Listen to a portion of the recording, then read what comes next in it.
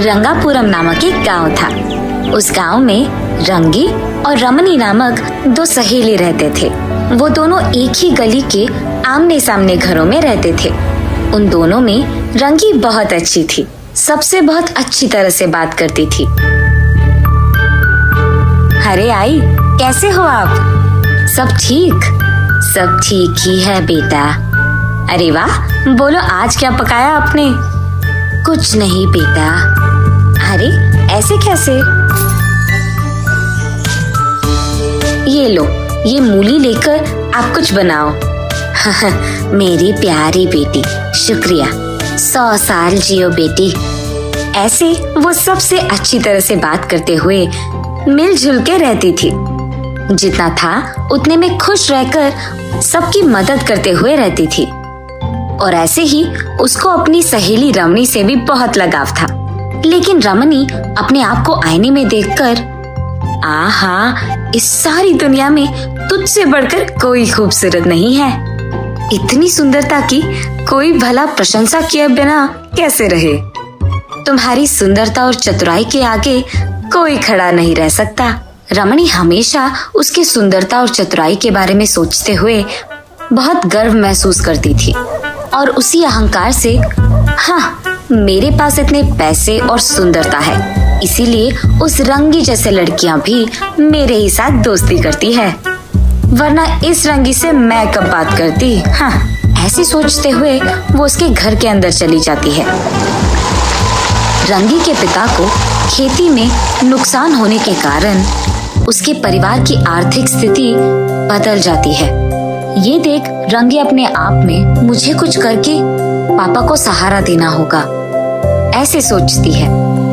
उसी दुखी में वो फलों का व्यापार करने की फैसला लेती है और तुरंत फलों की दुकान का इंतजाम करती है रंगी।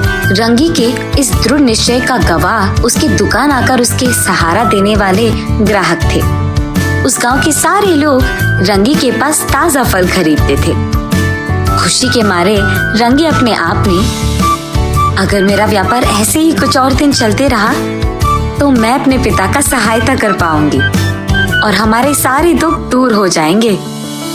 और ऐसे रंगी की आर्थिक स्थिति बढ़ने लगती है और गांव वाले भी रंगी के अच्छाई के बारे में बात करने लगते हैं।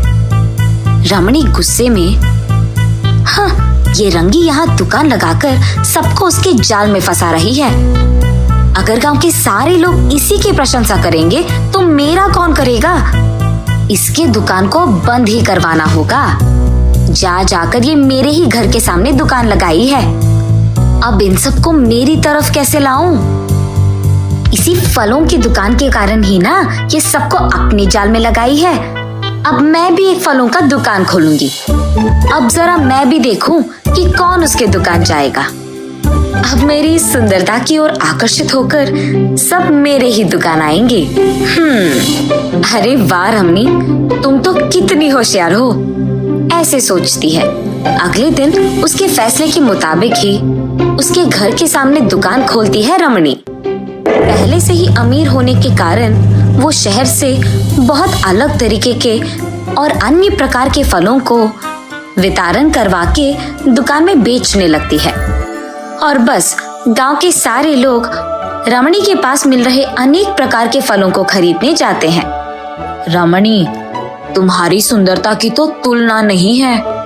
तुम्हारे कारण ये फलों का दुकान भी सुंदर दिखने लग रहा है और तो और ये होशियार भी है, इसीलिए इतने प्रकार के फलों को यहाँ ले आई है।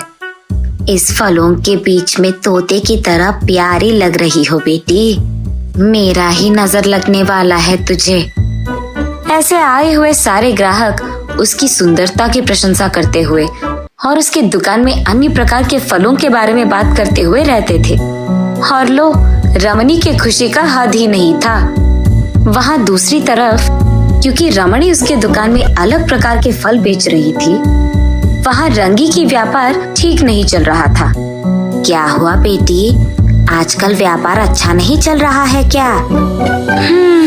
नहीं आई, ठीक नहीं चल रहा है। तुम्हारी सहेली नहीं है? अरे वही रमणी, जब से वो दुकान खोल बैठी है कोई तुम्हारे दुकान नहीं आ रहा। उसने जानबूझकर दुकान लगाया, वरना उसकी जिंदगी में क्या कमी है। अरे नहीं आई, ऐसा कुछ नहीं है। अमीर होने के बावजूद वो खुद अपने पैरों पे खड़ा होना चाहती है, ये तो अच्छा लक्षण है ना। ऐसे रंगी उसकी सहेली रमणी के बारे में खुश होकर कोई भेदभाव के बिना अपनी सहेली का अच्छा चाहती है। ऐसे कुछ समय बीत जाता है। धीरे धीरे रंगी और रमणी दोनों का व्यापार अच्छा नहीं चलने लगता है। इसी कारण दोनों के दोनों निराश होकर उनके अपने दुकानों में बैठे रहते हैं। एक दिन एक ऋषि उसी गांव से गुजर रहे होते हैं। रमणी के दुकान के पास आकर, बेटी बहुत भूख लग रहा है, खाने एक फल दे सकती हो क्या? जाइए बाबू जाइए, मेरे पास यहाँ कुछ नहीं है और मुझसे मांगने आए हैं। एक तो मेरा व्यापार यहाँ नुकसान में है और मैं आपको फल मुफ्त में दूं। चलो हटो यहाँ से। वो ऋषि एक छोटी सी मुस्कान देकर वहाँ से रंगी के दुकान की ओर बढ़ते हैं। भूखा पड़ा हूँ बेटी, कुछ फल दान में दे सकती हो क्या? भूख मिट जाएगा।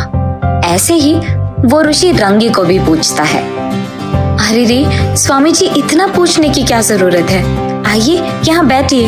ये कहकर वो उस ऋषि को उसके घर के पास बिठाकर उस मुनि के खाने के दौरान रंगी उनकी सेवा करती है। उनके खाने के बाद वो मुनि वहाँ से चल बसते हैं।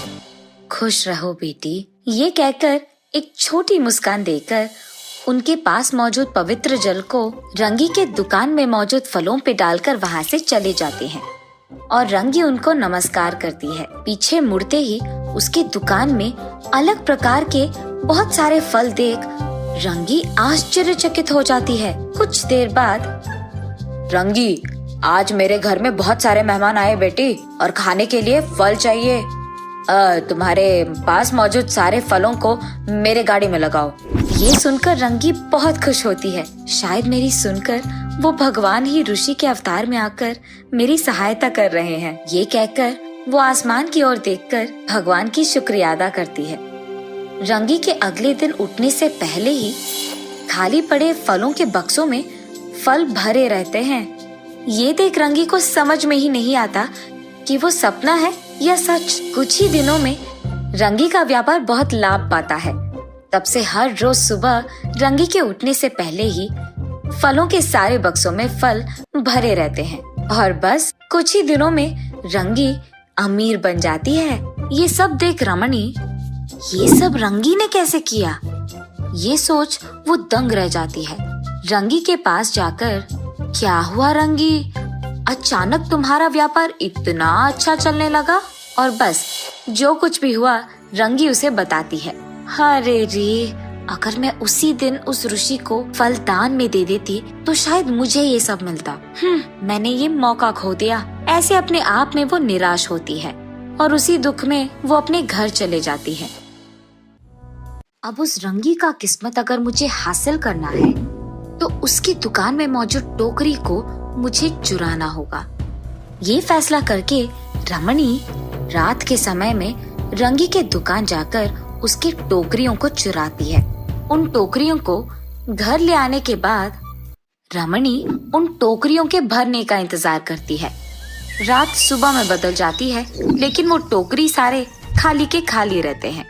हाय भगवान, मेरी टोकरी कहाँ गए? कहीं नजर नहीं आ रहे। क्या हुआ होगा? रंगी ऐसे अपने टोकरियों को ढूंढते ढूंढते रमणी के दुकान की ओर बढ़ती है। वहां उसे फलों की टोकरियों के साथ दुखी बैठी रमणी दिखाई देती है और बस रंगी को सब समझ में आता है। रंगी को देख रमणी निराश होते हुए उसके पास जाकर, मैंने बहुत बड़ी गलती किया है, मुझे माफ करो। घमंड और जलन के कारण ही मैंने ये सब किया है। अपनी गलती मानने के लिए भी हिम्मत की जरूरत होती है रमणी, और तुम बहुत हिम्मत वाली हो। रमणी को ये कहकर रंगी अपने टोकरियों को लेकर उसके घर चले जाती है।